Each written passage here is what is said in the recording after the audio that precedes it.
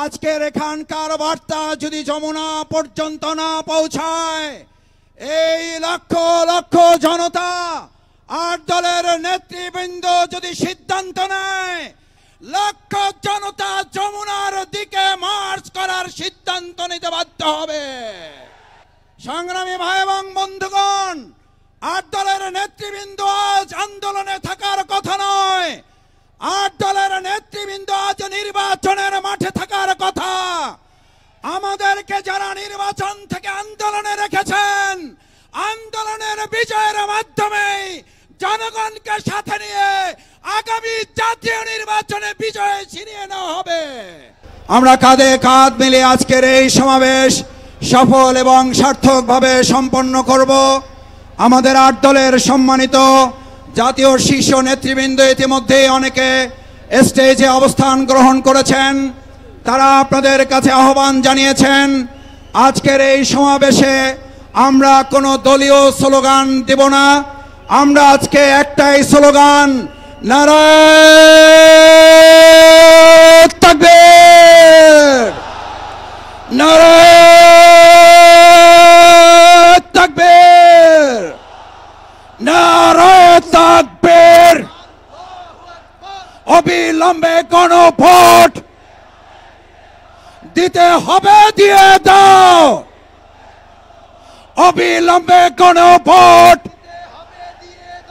অবিলম্বে জুলাই সনদ। নারায়ে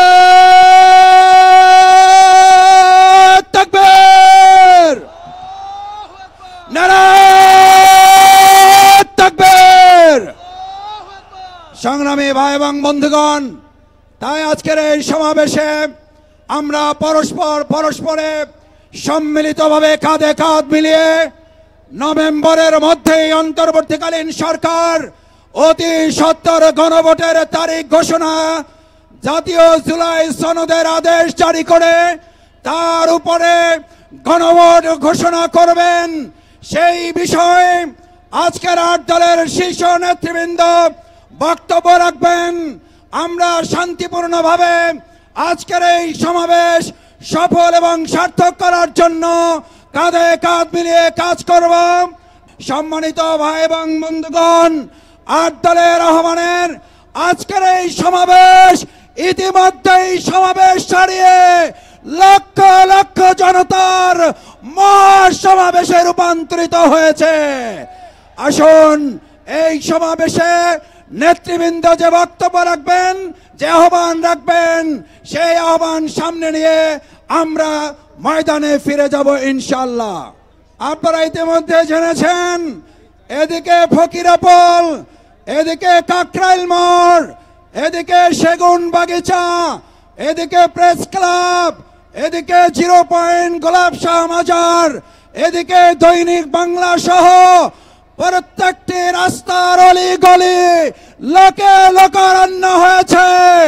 জনগণের উপস্থিতি প্রমাণ করে জাতীয় নির্বাচনের আগে অবশ্যই নভেম্বরে গণভোটের তারিখ ঘোষণা করতে হবে।